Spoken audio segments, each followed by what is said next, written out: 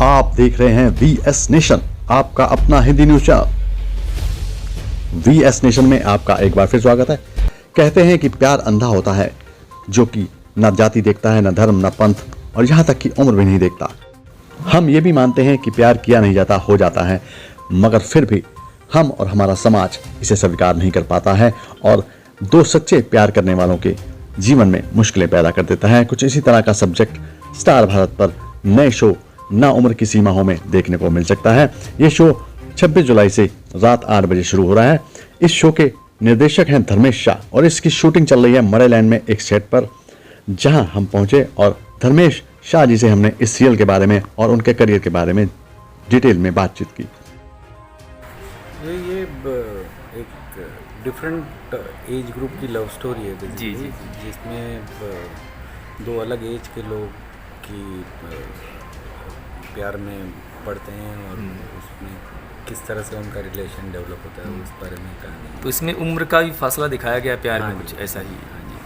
अच्छा, आज जो सीन आप शूट कर रहे थे, आज क्या सीन था, किस तरह का था?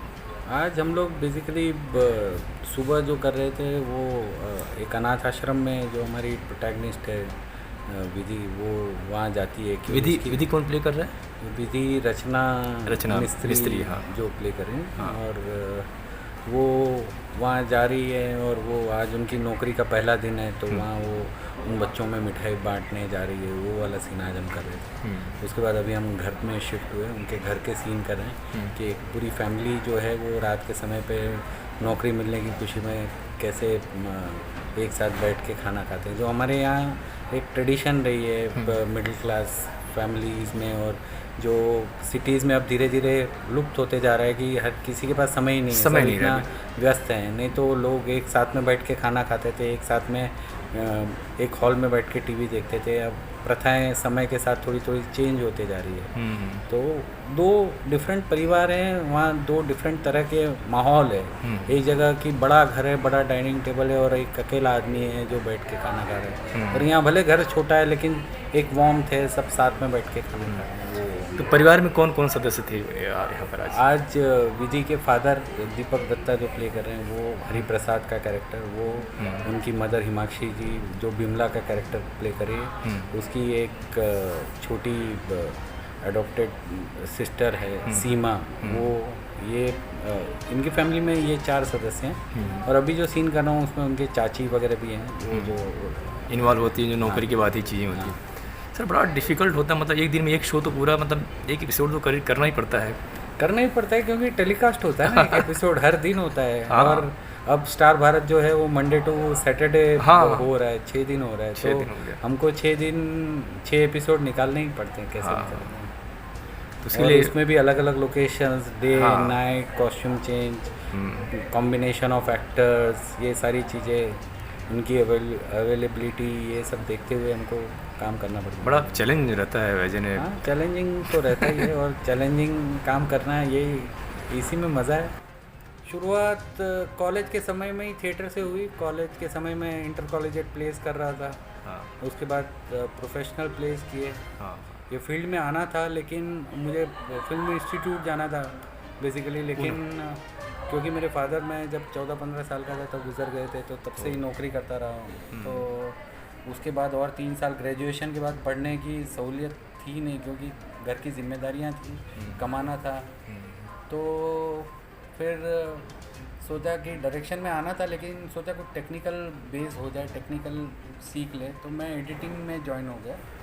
तो एडिटर बना मैं सबसे पहले, और 1994 से मैं कर रहा था। 95 में मैंने बालाजी की हम 5 सीरियल, जिसमें मेरा टाइटल आया सबसे पहले एज एन एडिटर, तो वो सीरियल से मैंने एज एन एडिटर काम चालू किया। और उसके बाद बालाजी की सारी सीरियलें की, मानो अनुमानो से लेके क्योंकि कसौटी, ये सब सारी सीरियलें की। और इस बीच में मैंने डायरेक्शन करना था, तो मैं फिल्मों में भी एन चंद्रा साहब के साथ में जुड़ गया। एन चंद्रा साहब के साथ मैंने 2 फिल्में की as a chief assistant director. कौन सी? वजूद और शिकारी। वजूद नाना पाटेकर, माधुरी दीक्षित की, और शिकारी करिश्मा कपूर वाली, ये दोनों फिल्में की मैंने। उसके बाद बालाजी से डायरेक्शन की शुरुआत भी की। तो क्योंकि सास भी कभी बहू थी, कहानी घर घर की, कसौटी, ये सारे शोज़ डायरेक्ट भी किए मैंने। उसके बाद थोड़ा सा मैंने कहा कि कुछ अलग काम करते हैं, थोड़ा सा हट के बाहर अलग तरह के शो किए। स्टार वन पे मैंने होटल किंगस्टन किया। फिर पृथ्वीराज चौहान जब मैंने किया 2005 में, वहाँ से एक बहुत बड़ा परिवर्तन है। पृथ्वीराज चौहान काफ़ी पॉपुलर शो रहा और उसके बाद मुझे सारे हिस्टोरिकल शोज मिलते गए। फिर उसके बाद मैंने झांसी की रानी किया, वीर शिवाजी किया, फिर महादेव किया, गौतम बुद्ध के ऊपर बुद्ध किया मैंने, और महाभारत के भी शुरुआती कुछ एपिसोड्स किए मैंने। सिया के राम मैंने किया, काफ़ी चर्चित रहा। इस बीच में मैं सोशल और ऐसा नहीं है कि मैंने बिल्कुल भी छोड़ दिया था, लेकिन ज़्यादा काम यही आता रहा। उसके बीच में मैंने जैसे इकबाल भाई के साथ संजोग से बनी संगिनी जी का एक शो था, वो किया, काशी किया। तो शो तो काफ़ी किए पिछले 20 सालों में। तो और लास्ट मैंने थ्रिलर एक किया था, काल भैरव रहस्य, स्टार भारत पे ही आता था, वो भी काफ़ी पॉपुलर देखा मैंने, राइट, अच्छा शो, बहुत से बढ़िया शो। तो वो किया। और ये एक मेरे लिए भी एक अलग जॉनर है ये, बहुत जो ड्रामा चल रहा है उस तरह का ड्रामेटिक शो नहीं है, थोड़ा लाइट है, इमोशनल है, कंटेंट है, एक डिफ़िकल्ट लव स्टोरी कह सकता हूँ मैं, सिंपल वर्ड में कहूँ तो एक डिफ़िकल्ट लव स्टोरी है। तो इसलिए वो मेरे लिए चैलेंजिंग है और करने में बड़ा मज़ा आएगा वो। अच्छा, ये बताइए 20 साल में आपने हर तरह का जॉनर कर लिया, हर तरह के सीरियल कर लिए, इसमें आप क्या नया चैलेंजिंग लग रहा है, क्या नया आप देने वाले हैं इसमें?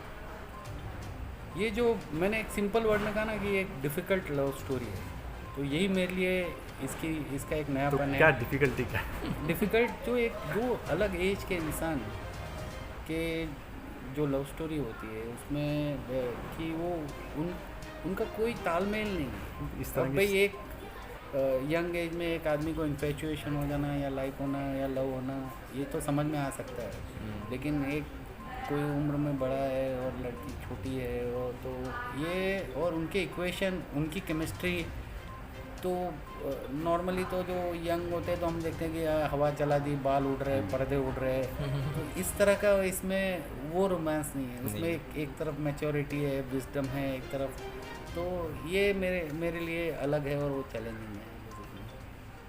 इस तरह के फिल्में भी आई हैं कुछ इस सब्जेक्ट पे, सीरियल्स भी आए हैं, तो अब उसमें क्या हटके अलग देखने को मिलेगा इसमें? देखिए, फिल्म में क्या होता है कि 2 घंटे में बहुत बारीकियाँ हम नहीं दिखा पाते हैं। जैसे सोशल इश्यूज़ पे भी कई बार फिल्म आती है, लेकिन उसमें हम डे टू डे लाइफ उस कैरेक्टर्स और उसके इमोशंस को, क्योंकि वो 2 घंटे में सारी चीज़ें ख़त्म करनी होती है, तो बहुत ज़्यादा डिटेल में नहीं जा सकते उसके लेयरिंग्स में। वो बस छोटा सा दिखा के ख़त्म, हमको मेजर कहानी ख़त्म करनी होती है। और टीवी का यही है कि हम उस कैरेक्टर्स के साथ जी सकते हैं, उसके एक एक लेयर्स को एक्सप्लोर कर सकते हैं, उसकी परतें खोल के उसमें उसको फील कर सकते हैं, एक्सपीरियंस कर सकते हैं उसको। इसके लिए कौन सा दर्शक वर्ग इसको ज़्यादा पसंद करेगा आपके हिसाब से, क्या आप टारगेट समझते हैं?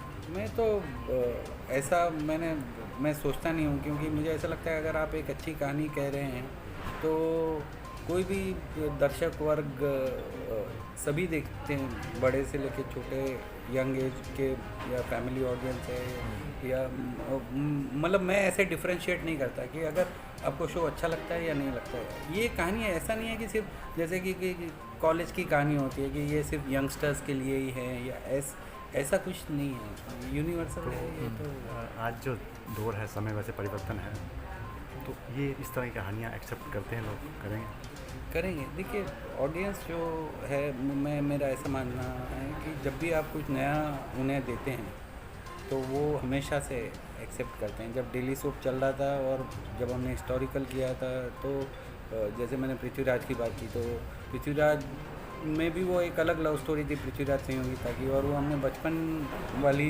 एक इनोसेंट वाला उसमें दिखाया था, तो वो लोगों ने पसंद किया था लोगों ने। तो आप कुछ नया परोसते हैं ऑडियंस को, तो नई चीज़ लोगों को और अच्छे से बनाते हैं उस नई चीज़ को, तो लोगों को नया चाहिए, ऑडियंस को तो नया चाहिए ही कुछ। तो जब इसका टाइटल रख लेते तो पहले टाइटल फिक्स था या बाद में ऐसा प्लान किया गया कि ना उम्र की सीमा? नहीं, मतलब ऑलमोस्ट ये जब कहानी लेवल पे काम कर रहे थे तभी ये फिक्स कर दिया था टाइटल। फिर सोचा गया कि कुछ और भी सोचे, बहुत सोचा, लेकिन फिर उसके बाद जो पहले फिक्स किया था उसी पे हम कायम रहे कि यही सही है इसके लिए। तो इसकी कुछ कहानी आपने फिक्स की है, कितने साल चलाएंगे या जैसे ही इसके मतलब प्रमोशन होगा साल वगैरह की तो बात नहीं कह सकते। हमने स्टेजेस वाइज हमने कहानियाँ जो है वो उसको डिवाइड किया है कि इसके क्या क्या स्टेजेस हैं।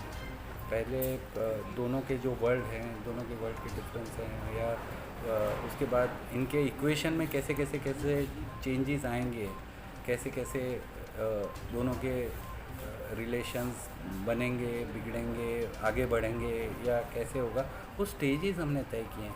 बट उसको कोई हमने ऐसे कोई ये सीमा में नहीं बांधा है कि इसको हम, क्योंकि सीरियल में अक्सर ऐसा होता है जब हिट हो रहा होता है तो फिर ट्रैक बढ़ते चले जाते हैं। वो कैसा है कि भाई कोई चीज़ लोगों को पसंद आ रही है तो फिर हम उसको और थोड़ा सा जूस आउट करते हैं, क्योंकि अगर लोग कोई चीज़ को पसंद कर रहे हैं तो उनको जो चीज़ देखने में मज़ा आ रही है तो हम फिर उसको और परोसते हैं। और अगर ऐसा लगता है कि नहीं मज़ा आ रहा है तो फिर उसको कट के आगे दूसरी चीज़ पे चले जाते हैं। आज फास्ट युग है, पहले दिन मुलाकात और दूसरे दिन फिर आगे कहानी फास्ट चलती है, आज के युग की, आज की जनरेशन देखती है, तो इसमें आप कितना फास्ट रोमांस लेके चल रहे हो? नहीं, हम इसमें फास्ट नहीं चल रहे हैं क्योंकि हमारी कहानी का वो स्पीड नहीं है। हमारी कहानी बहुत सटल लेवल पे, क्योंकि ये पहले दिन या first love at first sight वाली कहानी नहीं है। ये डिफ़िकल्ट लव स्टोरी है, ये ग्रेजुअली, ये सोलफुल है। मतलब ये जहाँ पे जब वो रियलाइज़ होने में, वो ऐसे एक नज़र में देखा और प्यार हो गया, पहली नज़र में देखा, कहीं टकराए तू मैं, वैसी वाली कहानी नहीं है। तो ये इसका पेस थोड़ा सा उतना फास्ट नहीं रहेगा जो नॉर्मल आप लव स्टोरीज़ में देखते हैं वैसे। धन्यवाद VS नेशन से बात करने के लिए। Thank you. हमारी ये स्टोरी अच्छी लगी हो तो हमारा चैनल सब्सक्राइब कीजिए, लाइक कीजिए और बेल आइकन दबाना ना भूलें।